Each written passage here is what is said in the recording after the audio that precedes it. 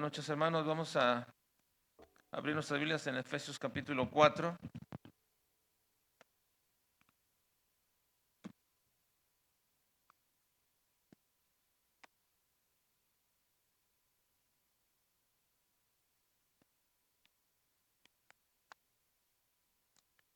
Y hoy vamos a ver la parte de los versículos 24 al 32, la finalización de este capítulo.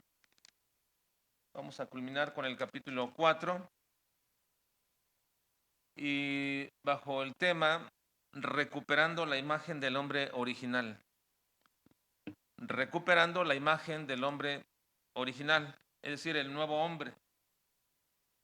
Y primero quiero aclarar antes de cualquier otra cosa, hermanos, que esta no es una clase ni una predicación exclusiva para varones, aunque el subtema dice así, recuperando la imagen del hombre original o el nuevo hombre. No es una clase que es exclusiva para varones. El tema de esta noche, por supuesto, en ella está incluida toda la congregación, las hermanas, los jóvenes, todos están incluidos dentro de la enseñanza de esta noche. El tema de esta noche incluye a todos, aún, como he dicho, aunque el título habla acerca del hombre original o el nuevo hombre, nos estamos refiriendo con ello en términos generales al representante de la humanidad, es decir, a Adán, en el cual están incluidos tanto hombres como mujeres.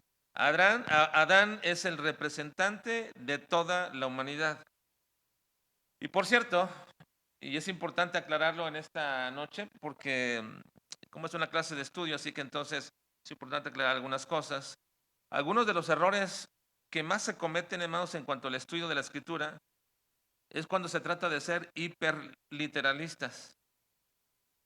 Eso quiere decir que cuando uno establece, hay quienes creen que cuando uno lee la Biblia, uno la debe entender tal y como está escrita, que no necesita ser interpretada.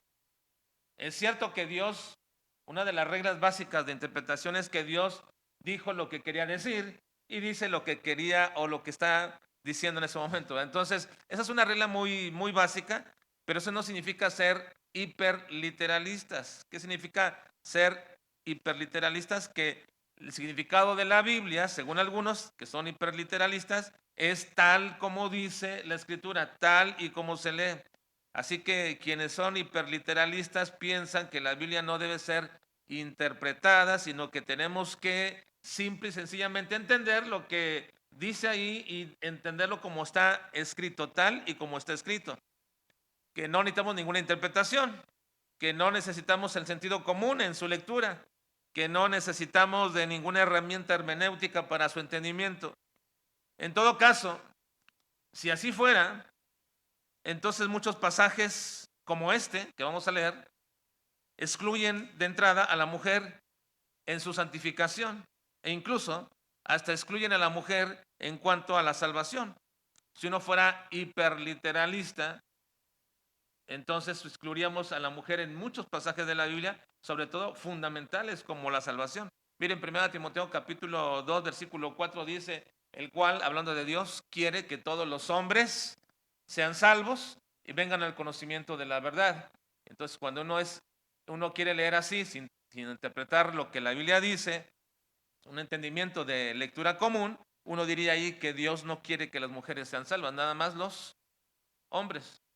Porque si uno va a entender según está escrito, se evita cualquier interpretación que el sentido común y que las reglas más básicas de hermenéutica nos enseñan.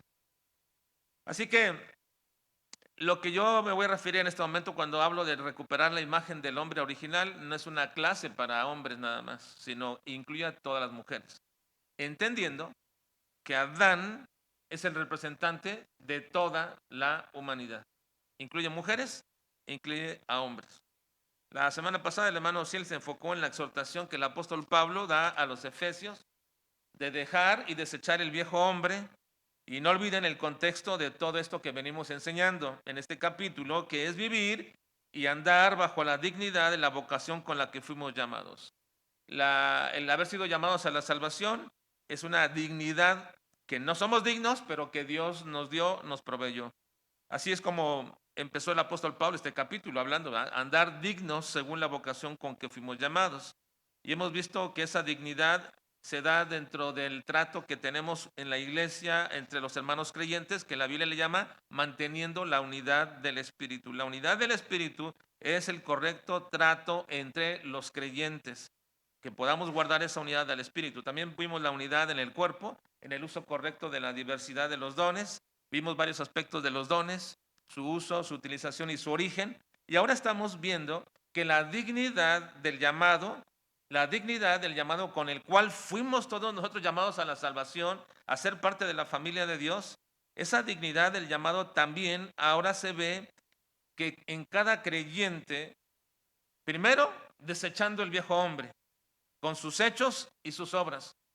Y ahora, como lo veremos a partir del versículo 24, vistiéndonos del nuevo hombre. Desechamos el viejo hombre, que fue la exhortación pasada, ahora vistámonos del nuevo hombre. Vamos a leer en este momento y quiero explicarles tres cosas respecto a esta recuperación de la imagen del hombre original, es decir, el nuevo hombre. Vamos a leer primero los versos y luego les quiero explicar tres cosas que creo son importantes y que Pablo le está aclarando, les está dando la aclaración en este sentido, hermanos, a los efesios, pero también a todos nosotros respecto a la recuperación de la imagen del hombre original. Vamos a leer versículos 24 al 32. ¿Ahí están, hermanos? ¿Sí? Muy bien. Empecemos 24 al 32. Dice, y vestidos del nuevo hombre, creado según Dios, en la justicia y santidad de la verdad. Por lo cual, desechando la mentira, hablad verdad cada uno con su prójimo, porque somos miembros los unos de los otros. Airaos, pero no pequéis. No se ponga el sol sobre vuestro enojo, ni deis lugar al diablo. El que hurtaba, no hurte más, sino trabaje, haciendo con sus manos lo que es bueno, para que tenga que compartir con el que padece necesidad. Ninguna palabra corrompida salga de vuestra boca, sino la que sea buena para la necesaria edificación, a fin de dar gracia a los oyentes. Y no contristéis al Espíritu Santo de Dios, con el cual fuisteis sellados para el día de la redención.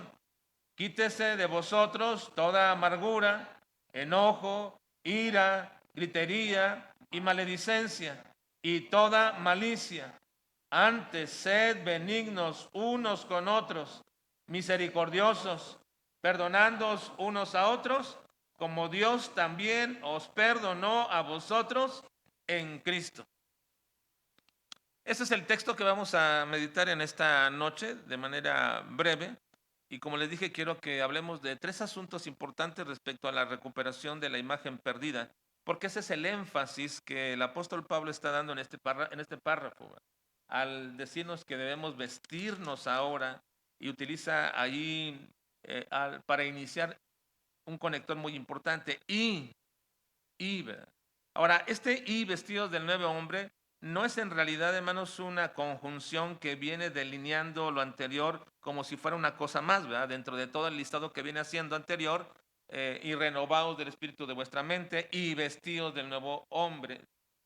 Esta parte, hermanos, no es algo no es algo tan sencillo o una parte más de todo lo que Pablo viene diciendo, sino es es un apartado, es un tema, es una verdad de la cual el apóstol Pablo quiere recalcar algo muy importante, ¿verdad?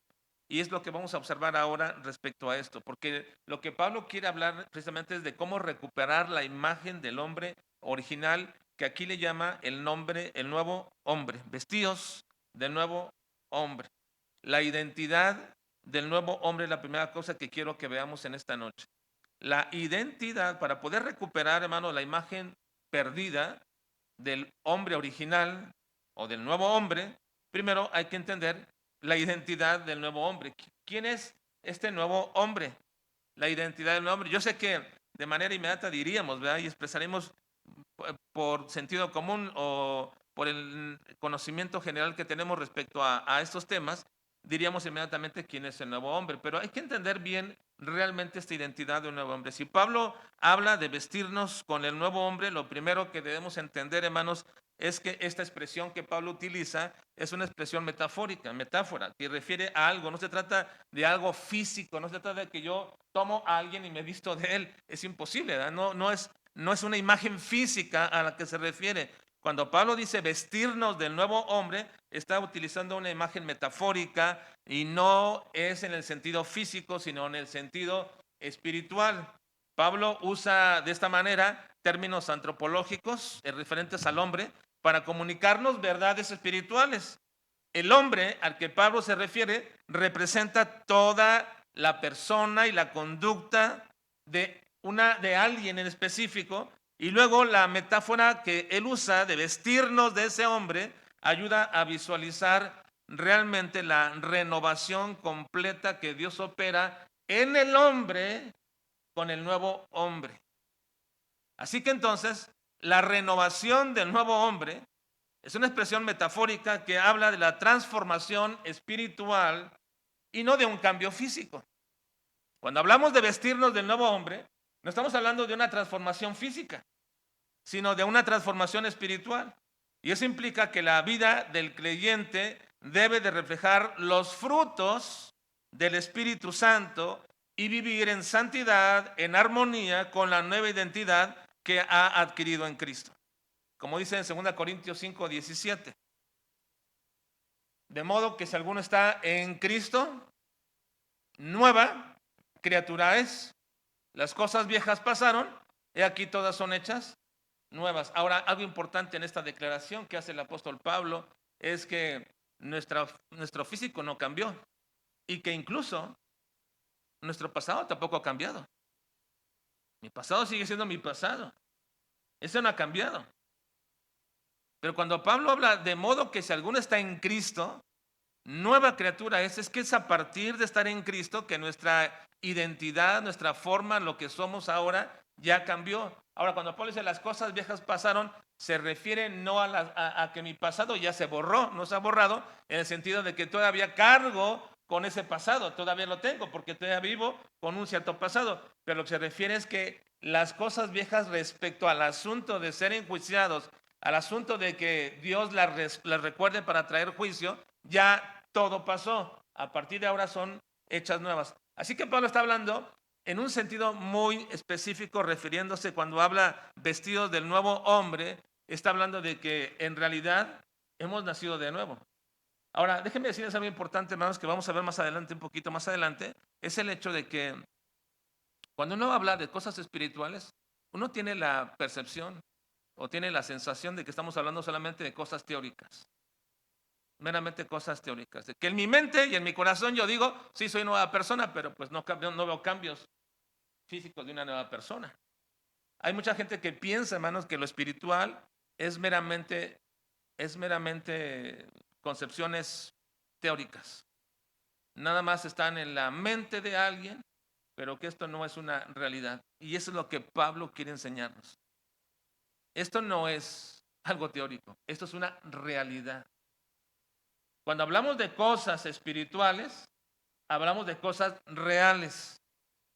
Y es muy difícil para nosotros, hermanos, es muy difícil para nosotros quitarnos todo este antecedente que tenemos de las cosas materiales de este mundo material y tratar, hermanos, de acomodar en nuestra mente que lo espiritual es real, porque para nosotros lo real es lo que percibimos, es lo que vemos, es lo que sentimos, es lo tangible, es lo que oímos, cosas como estas para nosotros es lo real.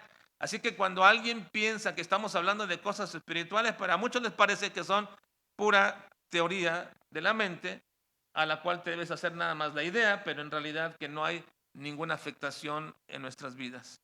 No, hermanos, cuando hablamos de recuperar la imagen del hombre original, estamos hablando de cosas reales.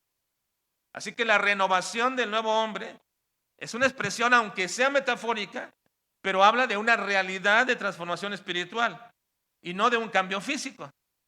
Entonces eso implica precisamente que entendamos que somos nuevas criaturas, como Pablo habla en 2 Corintios 5:17. Ahora bien, aun cuando esta es una expresión metafórica de un cambio espiritual, muchos dirían que no se puede percibir ese cambio espiritual. ¿Cómo lo veríamos ese cambio espiritual? Que es un decir nada más de alguien, que no es real, que es imperceptible, que es invisible a los ojos. El hecho de que seamos nuevas criaturas, ¿cómo lo verificamos? ¿Cómo sabemos que somos nuevas criaturas? Pero déjenme decir, hermanos, que sí, sí es real, sí es perceptible, sí es visible. Que sí, la gente sí puede ver, que la gente sí puede percibir que somos nuevas criaturas.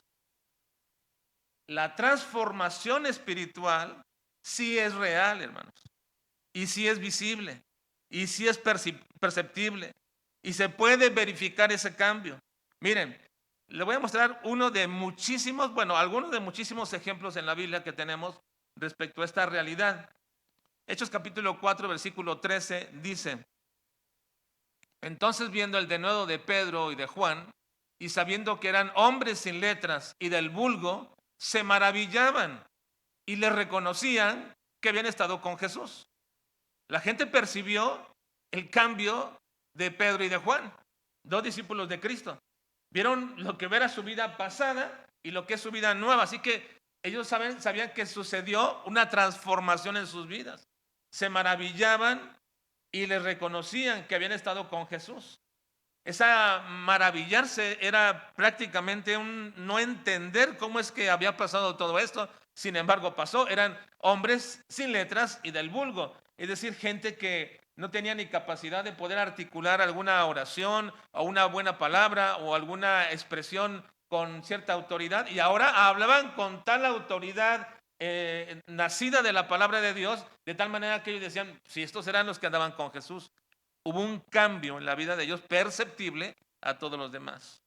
En Hechos 9:21 dice respecto al apóstol Pablo: y a todos los que le oían estaban atónitos y decían, ¿no es este el que asolaba en Jerusalén a los que invocaban este nombre? Y a eso vino acá para llevarlos presos ante los principales sacerdotes. Pero Saulo mucho más se esforzaba y confundía a los judíos que moraban en Damasco, demostrando que Jesús era el Cristo. Así que todos estaban atónitos. No les cabía en su mente cómo es que una persona que con todo su esfuerzo y con todo su enojo perseguía y mataba, bueno, prácticamente llevaba a la muerte a los que eran cristianos, y ahora los defendía, y no solamente los defendía, sino que los proclamaba a Jesús, al quien estos predicaban. Entonces no entendían esa transformación, ese cambio. Quizás lo podrían entender como que había caído en un estado de locura, como lo que antes perseguía ahora lo defendía. Hubo una transformación visible. En Lucas 19:8, entonces Zaqueo, puesto en pie, dijo al Señor: he aquí, Señor, la mitad de mis bienes doy a los pobres, y si en algo he defraudado a alguno, se lo devuelvo cuadruplicado. Ahora, esta expresión, hermanos, de Zaqueo, como todos los que eran publicanos, eran conocidos como ladrones con todas las anuencias de la ley para hacerlo, y que todo el mundo se quejaba completamente de ellos. Él se levanta, después de estar en contacto con Jesús, de oír su enseñanza, se levanta y dice: Señor, doy mis bienes a los pobres y voy a cuadruplicar al que he defraudado. Le voy a regresar. Una transformación visible, perceptible. Así podemos seguir en muchos personajes de la Biblia. Ahora, pensando en esto, hermanos, aquí hay un análisis muy importante y personal de todos los que estamos aquí presentes y aquellos que están en su casa también escuchando. Si tú no has notado ningún cambio en tu vida como era antes, no has notado ningún cambio en tu vida, y nadie nota ese cambio, pues es que en realidad no ha habido ningún cambio. No eres un verdadero creyente, no eres un hijo de Dios, no eres una nueva criatura en Cristo. Si tú mismo, en un análisis muy personal, dices: mi vida sigue igual, es igual realmente. Bueno, ahora nada más voy al templo, ahora ofrendo, ahora pues si me piden ayuda, ayudo, pero es lo único que ha cambiado. Pero si no ha habido ningún cambio en tu vida real, donde tú dices: mi vida pasada era así, ahora es mi vida nueva, es así, hay un cambio con un contraste muy grande, hay un cambio diametralmente opuesto a lo que era antes. Si tú mismo no lo puedes percibir y nadie tampoco lo percibe, pues entonces es que tú no has nacido de nuevo, no eres una nueva criatura. Porque, hermanos, el cambio espiritual es real, es perceptible. No es simplemente que digas, soy cristiano ahora. No es simplemente que digamos, bueno, ahora voy a la iglesia. El cambio, hermanos, debe ser perceptible, visible. Y de esta manera, hermanos, entonces comprobamos lo que Pablo dice, de modo que si alguno está en Cristo, nueva criatura es. Así que entonces, la identidad del nuevo hombre, nos estamos refiriendo con ello, hermanos, a una transformación espiritual, no a un cambio físico. Y ese nuevo hombre no es más que la naturaleza nueva con la cual Dios nos ha revestido. El nuevo hombre es la naturaleza espiritual con la cual Dios nos reviste, y esa naturaleza del nuevo hombre tiene un modelo que se sigue, y ese es Cristo. Así que entonces, cuando Pablo está diciendo a los efesios, vestidos del nuevo hombre, no se refiere a un hombre en específico físicamente, sino se refiere que ese vestido es la nueva naturaleza, cuyo modelo de esa nueva naturaleza y vestido es Cristo.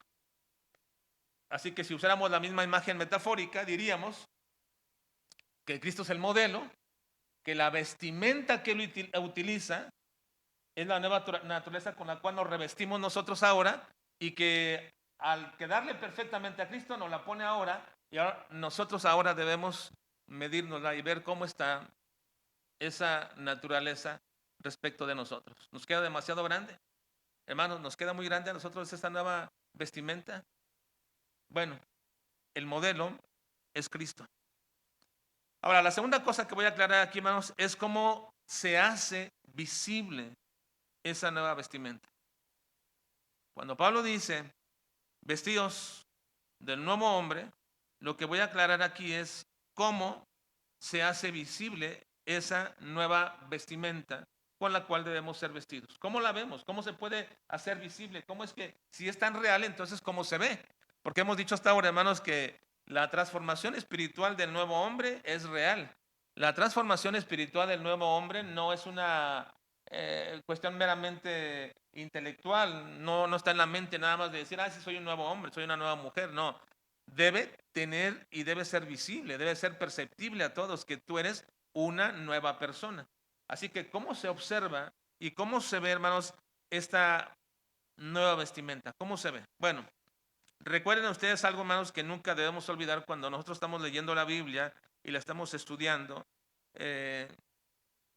Hay varias formas de, cuando uno lee, entenderla bien, pero para que ustedes la entiendan bien, por lo menos, hermanos, en este aspecto, que son los mandatos de parte de Dios, los mandatos de parte de Dios.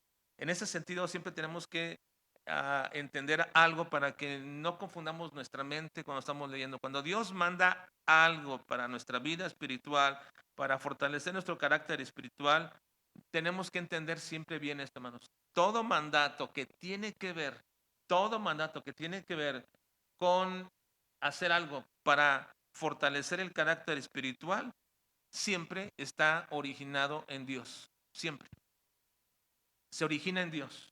Es decir, yo no tengo la capacidad, no proviene de mí, yo no tengo ningún elemento en mi propia naturaleza para poder para fortalecer mi carácter. Por ejemplo, cuando él dice que seamos santos, en mí no hay nada que pueda hacerme santo. Yo no tengo capacidad, no tengo en mi naturaleza nada de mí que me haga santo. Cuando la Biblia me dice cada vez cosas como estas, ¿verdad? De ser misericordioso, tampoco lo hay en mí. Ser amorosos tampoco lo hay. Y todos esos mandamientos que tienen que ver con el fortalecimiento del carácter espiritual siempre son originados de parte de Dios. En Dios están. Entonces, como están en Dios, nosotros no tenemos ningún elemento de nuestra propia naturaleza para poder originarlos de parte de nosotros. Pero lo que sí tenemos es la capacidad para hacerlos cuando Dios nos lo da. Cuando Dios te da ese elemento, entonces tú tienes la capacidad, y ahí donde radica el mandato. Cuando dice sed santos, no es que en ti haya santidad, sino que ahora Dios te da los elementos, las agencias para la santidad, y ahora tú tienes la capacidad para utilizarlas. Por ejemplo, una persona para ser santa no tiene necesariamente que apartarse de cosas de este mundo, no necesariamente. Es decir, yo dejar de ver televisión no me hace más santo. Dejar de ir a alguna fiesta no me hace más santo. Esas cosas no hacen santidad en uno. La santidad proviene de Dios, y los elementos que Dios da en la santidad son su palabra, es el Espíritu Santo, quien está en nosotros. Por lo tanto, cuando se manda sed santos, es que yo debo entonces comenzar a leer la palabra. El mandato me lleva a la agencia de la santidad. El mandato me lleva a la sumisión del agente de la santidad, que es el Espíritu Santo. La santidad tiene estos elementos. El agente que lo aplica es el Espíritu Santo, y la agencia de donde proviene la santidad es la palabra. Cuando me dice sed santos, yo no lo origino. Lo que yo debo ir, entonces, ir a estos lugares donde la santidad me va a llenar. Es a su palabra y a la sumisión del Espíritu Santo. Ahí radica el mandato. Todos los mandatos que tienen que ver con fortalecer el carácter espiritual provienen de Dios, son originados, y de mí viene simplemente el poder utilizarlos. Ahora, en este sentido, hermanos, es lo que dice Filipenses capítulo 2, versículo 13. Porque Dios es el que en vosotros produce el querer como el hacer por su buena voluntad. Así que, hermanos, cuando dice nuestro pasaje, vestíos, eso quiere decir que yo no tengo esta vestimenta. ¿Quién la tiene, hermanos? ¿Quién la tiene? Esa vestimenta, ¿quién la tiene? Es Cristo. Recuerden, hermanos, la vestimenta es la nueva naturaleza con la que somos vestidos. El modelo que esa vestimenta se probó en Cristo. Cristo es el modelo de esa vestimenta. Se probó en Él. Y ahora esa vestimenta yo la debo tomar para vestirme de esta naturaleza. Así que cuando dice nuestro texto, vestíos, esa vestimenta no es nuestra. Esa vestimenta es del Señor. Es la imagen misma del Señor. Él es nuestro modelo a seguir. Como dice el versículo 13 de nuestro capítulo. Vean el versículo 13 del capítulo. Hasta que todos lleguemos a la unidad de la fe y del conocimiento del Hijo de Dios, a un varón perfecto, a la medida de la estatura de la plenitud de Cristo. Así que el modelo es Cristo. La vestimenta es de Él. Nos la da, dice, vístete de esa vestimenta del nuevo hombre. Ahora, cuando se nos dan órdenes respecto a asemejarnos a esa imagen de Cristo, es entonces ahora que la nueva naturaleza con la que nos estamos vistiendo nos va, de alguna forma, hermanos, con esa nueva vestimenta nos va asemejando a Cristo.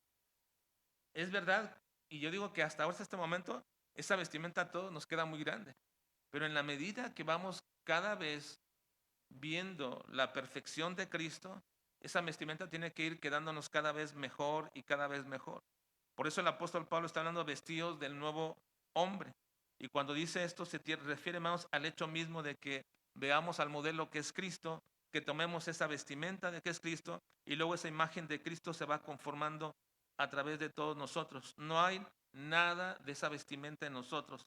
Esa la proporciona el Señor, pero se nos ordena hacerlo y se debe ver como una nueva vestimenta.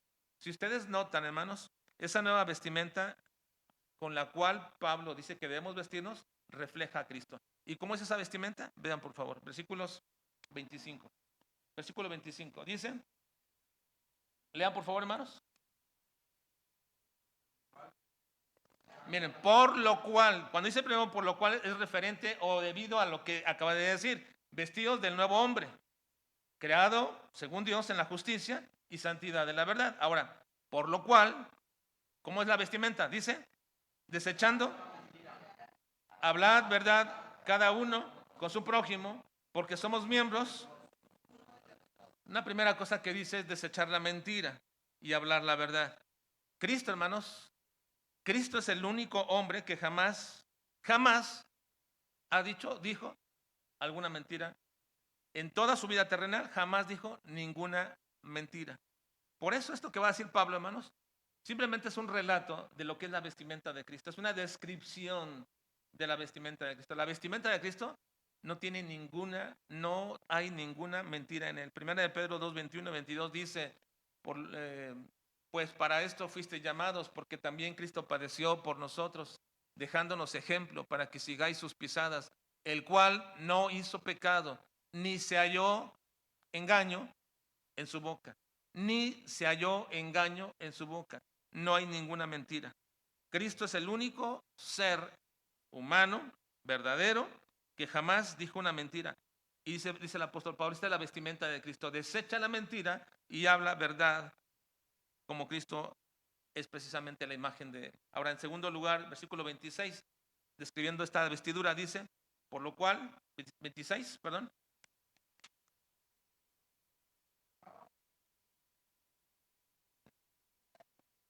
A ver, leamos todos, hermanos, lean todos. Dice, airaos, pero no pequéis, no se ponga el sol. No olviden, estamos describiendo la vestidura de Cristo. Una vestidura libre de mentira y hablando siempre verdad. Segundo, airaos, pero no pequéis. ¿Cristo se airó, hermanos? ¿Cristo se airó? Sí, Cristo se airó, se enojó, pero jamás pecó.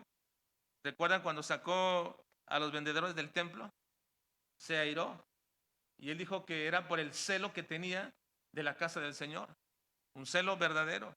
Se airó, pero jamás pecó. Así que entonces esta vestimenta habla precisamente de esto. Dice Jesucristo está describiendo a Cristo. Él se airó, pero jamás pecó. Versículo 27, una descripción más. Versículo 27 dice, ni deis lugar al diablo. Es decir, no le demos ninguna oportunidad. No le demos lugar al diablo. Esto tiene una percepción, hermanos, muy o tiene una imagen muy sencilla, ¿verdad? Darle lugar al diablo es darle una oportunidad, pero también tiene la imagen de siguiente, es invitarlo a estar cerca de nosotros. Es en un asiento permitirle estar con nosotros, en la mesa estar con nosotros, dejarle un lugar. En cualquier parte donde estamos, no le deis lugar al diablo, aun cuando el entendimiento de esto quiere decir no le demos ninguna oportunidad. A veces le invitamos a estar cerca de nosotros. Ahora, Cristo, hermanos, fue tentado por el diablo. El mismo diablo le tentó, pero Cristo no le permitió ningún lugar, ninguna oportunidad. Cada momento que el diablo quería tentarle, lo rechazó inmediatamente. Incluso lo rechazó de tal forma que lo hizo huir y le dijo, vete, Satanás, ¿verdad? Vete. Esa es la expresión más significativa de no darle lugar al diablo. Una y otra vez nos está tentando con alguna cosa. Una y otra vez nos está tentando con algún vicio, con alguna cosa de ver, de oír o de hablar. Una y otra vez nos está tentando con eso. El punto es hacerle huir. Vete. Así que en la vestimenta que Pablo describe del nuevo hombre, dice, en esa vestimenta no hay mentira, en esa vestimenta se puede airar, pero no se puede pecar, en esa vestimenta no se le permite ningún lugar al diablo. Versículo 28, ¿qué sigue más? 28.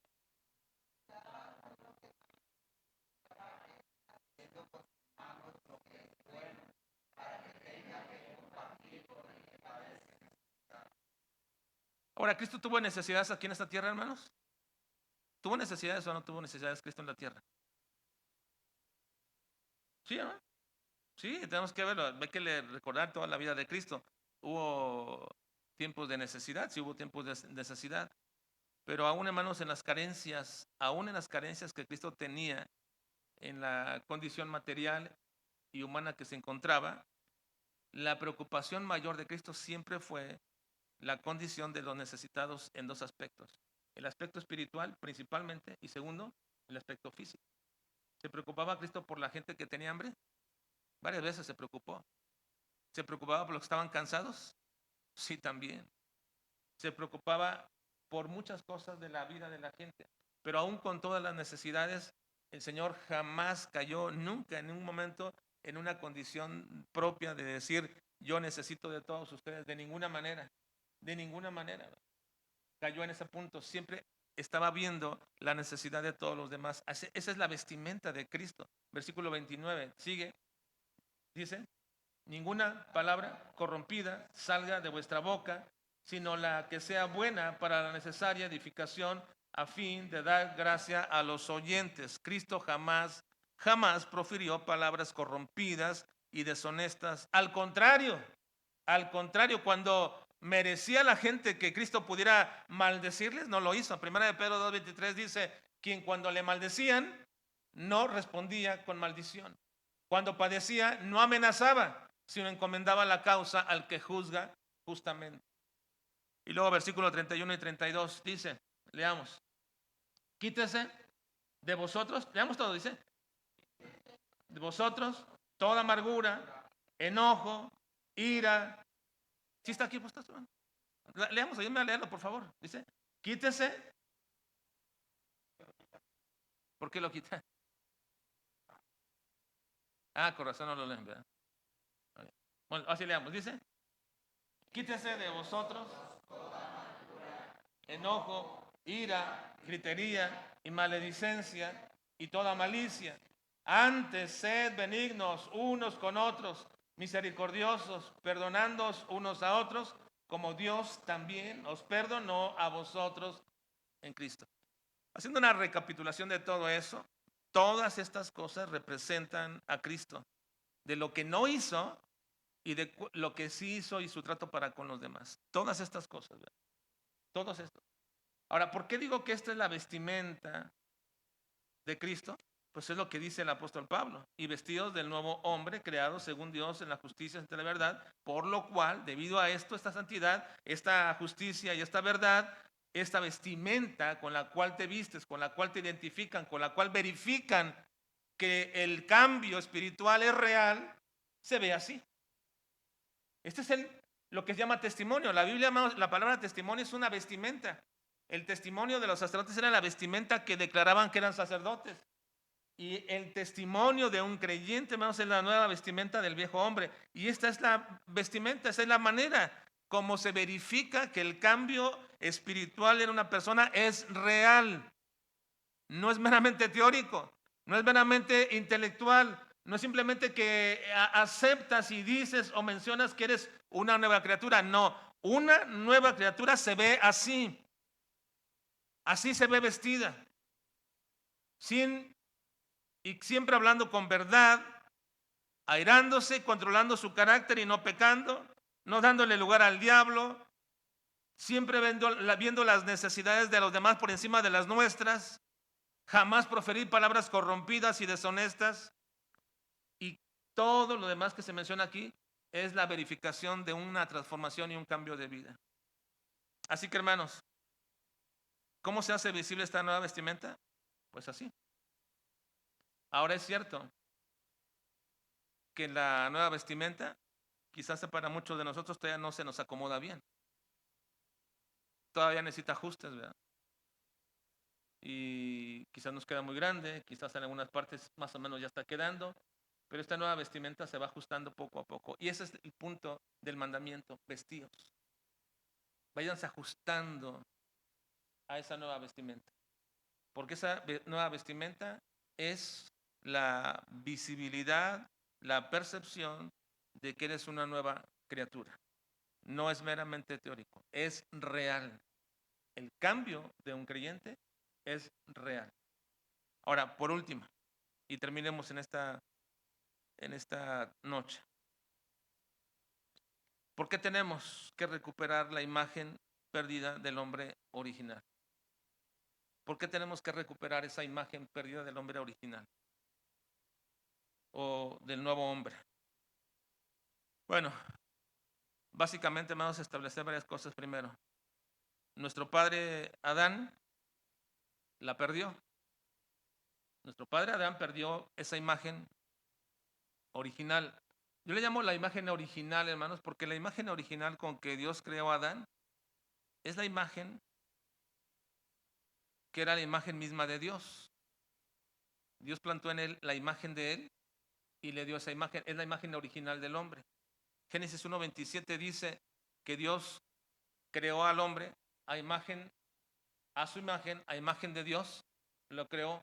Varón y hembra los creó a la imagen de Dios. La imagen de Eva es la imagen de Dios. La imagen de Adán es la imagen de Dios. ¿Cómo es esa imagen nueva? Bueno, nuestro versículo nos dice cómo es esa imagen. Esa imagen no era una imagen física, era una imagen moral y espiritual que Dios implantó en los hombres. Dice el versículo 24 de nuestro pasaje en Efesios 4:24. Dice, vestidos del nuevo hombre, creados según Dios en justicia y santidad de la verdad. Así que, hermanos, la imagen original con la cual Dios creó a Adán y a Eva se perdió. Nuestro padre Adán la perdió, y esa es la primera razón por la cual tenemos que recuperar la imagen perdida, porque Adán la perdió. Ahora, en segundo lugar, Adán perdió esa imagen al pecar. La perdió cuando pecó. Entonces, ¿nos afecta a todos el pecado de Adán, hermanos? ¿Sí o no nos afecta? Adán la perdió porque él pecó. Alguno dirá, bueno, si Adán la perdió porque él pecó, también nosotros la perderemos cuando pecamos. Así dice el pensamiento pelagiano, que el pecado de Adán solamente le afectó a Adán, no a su posteridad. Y que todos los hijos de Adán nacieron con la imagen inicial de Adán, la imagen original, y que cada uno la va perdiendo cuando peca. De tal manera que yo nací con la imagen original y la llegué a perder, no sé, a los 3, 4, 5 años, no sé, en algún momento que pecamos. Es lo que piensa este pensamiento pelagiano. Pero hermanos, ¿por qué necesitamos recuperar la imagen original? Bueno, porque Adán la perdió cuando él pecó. Y algunos dirán, tú la pierdes cuando pecas. Pelagianos. Pero ¿qué dice la Escritura? Vean Romanos capítulo 5, hermanos, versículo 12. Versículo 12.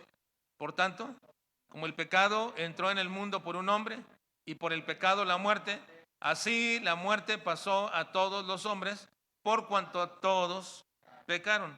Así que el pecado de Adán hizo que todos fuéramos inclinados por naturaleza a pecar. No hay ningún hombre en la tierra, excepto Jesucristo, que no esté inclinado a pecar. Todo hombre que nace de hombre y de mujer va a pecar, porque Adán nos afectó a todos, afectó nuestra naturaleza. Todos somos inclinados a pecar.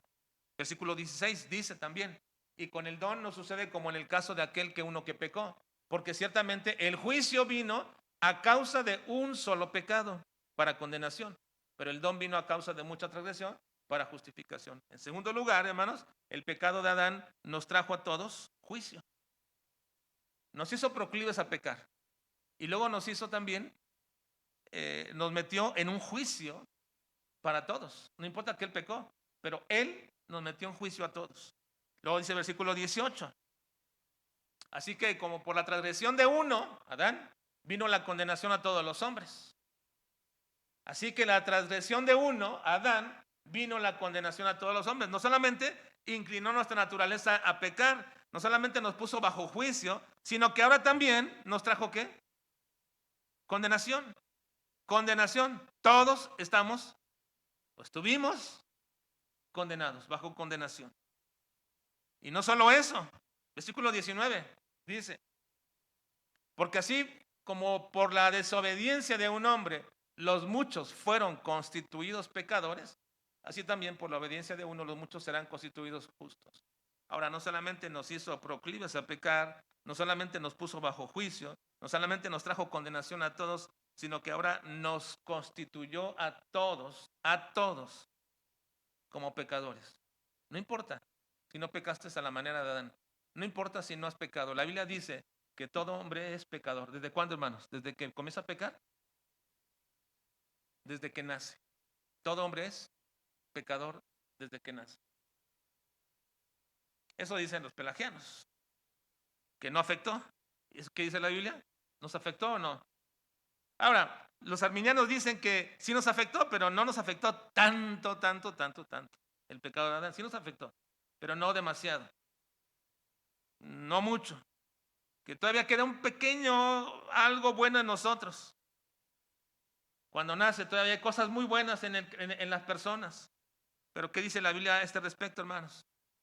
Isaías 64:6 dice, si bien todos nosotros somos como suciedad y todas nuestras justicias como trapo de inmundicia, y caímos todos nosotros como la hoja y nuestras maldades nos llevaron como viento. Lo más justo de nosotros es para Dios inmundicia, es trapo de inmundicia. Lo más justo de nosotros, y pon aquí lo más justo que tú has hecho. ¿Qué es lo más justo que tú has hecho? Para Dios es un trapo de inmundicia si con ello te quieres justificar. Y Marcos 7, 21 y 23 dice que todo nuestro ser fue afectado. Dice, porque de dentro del corazón de los hombres salen los malos pensamientos. Vean lo que sale de nuestro corazón. Los adulterios, las fornicaciones, los homicidios, los hurtos, las avaricias, las maldades, el engaño, la lascivia, la envidia, la maledicencia, la soberbia, la insensatez. Todas estas maldades de dentro salen y contaminan al hombre. Así que el hombre fue medio afectado o fue afectado completamente. Completamente. Completamente. Entonces, hermanos, ¿por qué necesitamos recuperar la imagen perdida? Porque también nosotros la hemos perdido. No la tenemos, nunca la tuvimos nosotros. La tuvo un solo hombre que era Adán, la perdió y ya nosotros jamás la hemos obtenido en ningún tiempo. Y por eso, hermanos, es necesario recuperar la imagen perdida. Adán es nuestro representante, es lo que se conoce en teología como la posición antropológica federal. Adán es el representante de toda la humanidad, todo lo que le pasó a Adán, su caída y todo lo que le vino a él, el castigo y la condenación, pasó a todos los hombres porque es el representante federal de toda la humanidad. Él nos heredó una única cosa, el viejo hombre que habla el versículo 22. En cuanto a la pasada manera de vivir, despojados del viejo hombre que está viciado conforme a los deseos engañosos. Así que, hermanos, entonces, Cristo, hermanos, y gloria a Dios por esto, Cristo ha recuperado para nosotros la imagen del hombre original, que ahora en nosotros se llama nuevo hombre. Recuperó la imagen del hombre original y en nosotros es el nuevo hombre. Él es ahora Cristo, nuestra cabeza, nuestro nuevo representante. Adán ya no lo es Cristo ahora. Él es nuestra cabeza, como dice Efesios 4:15. En Efesios 4:15 dice, sino que siguiendo la verdad en amor, crezcamos en todo en aquel que es la cabeza, esto es Cristo. El viejo hombre nos le heredó a Adán porque era nuestro representante. Pero ahora nuestro representante, ¿quién es, hermanos? Cristo. Cristo, y Él ha recuperado para nosotros la imagen original del hombre. Nadie puede vestirse de Cristo, nadie puede vestirse de Cristo si primero no está sometido a Cristo. Nadie puede ser una nueva criatura si no está en Cristo. Y nadie puede verse como Cristo si Él no es nuestro modelo diario para vestirnos como Él. Todos los días nos levantamos y pensamos en qué ropa nos vamos a poner para ese día. Si saldremos a alguna parte, pensamos en cierta ropa. Si nos quedaremos en casa, nos pondremos cierta ropa. Si iremos a alguna cita especial, nos pondremos cierta ropa. Pero independientemente de esa ropa física, hermanos, todos los días deberíamos levantarnos y decir, Señor, me hace más falta vestirme de esta manera como tú. Tú eres mi espejo diario. En ti me veo. Y me veo sucio. Y me veo mal vestido. Quiero vestirme a la imagen tuya, a la imagen de Cristo, hermano, porque Él es nuestro modelo diario para vestirnos diariamente como nuevas criaturas.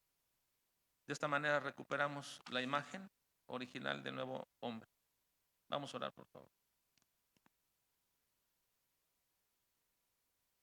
Señor, te suplicamos en esta noche que nos ayudes a entender claramente que Jesucristo es nuestro modelo ideal. Y que nosotros, Señor, no debemos percibir nuestra imagen comparándola con otros hermanos, con otras personas. Debemos cómo es realmente nuestra imagen cuando lo comparamos con Cristo.